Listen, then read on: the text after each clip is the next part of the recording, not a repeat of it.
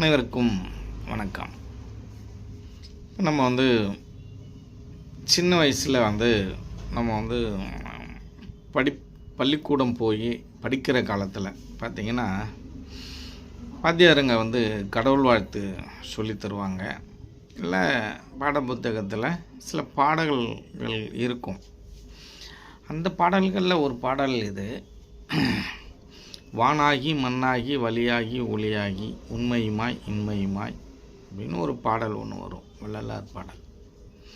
இந்த வள்ளலார் பாடலுக்கு விளக்கம் எப்படி கொடுத்துருப்பாங்க அப்படின்னு பார்த்தீங்கன்னா, இறைவன் வானாக இருக்கிறான், மண்ணாகவும் இருக்கிறான், வழியாகவும் இருக்கிறான், ஒளியாகவும் இருக்கிறான், உண்மையாகவும் இருக்கிறான், பொய்யாகவும் இருக்கிறான், உலகத்தில் எல்லாமாகவும் இருக்கிறான்.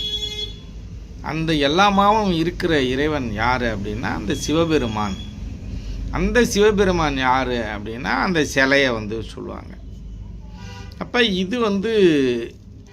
இது உண்மையான உண்மையா இல்லை பொய்யான உண்மையா?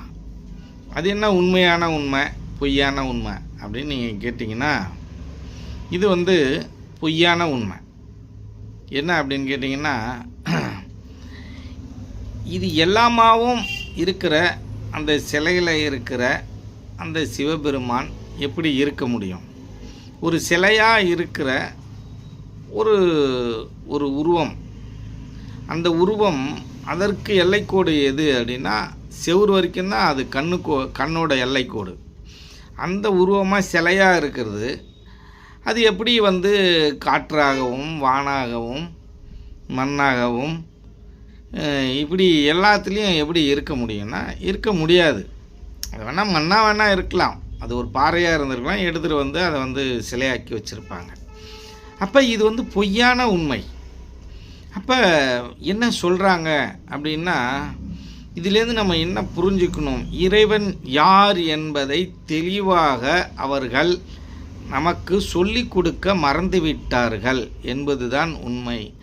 அந்த உண்மை இன்றளவிலும் தொடர்கிறது என்பதை நாம் மறந்துவிடக்கூடாது.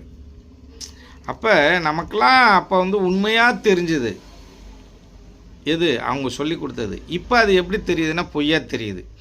அது எப்படி ஒரு சிலை ஆகாயமாகவும் பூமியாகவும் இருக்க முடியும்?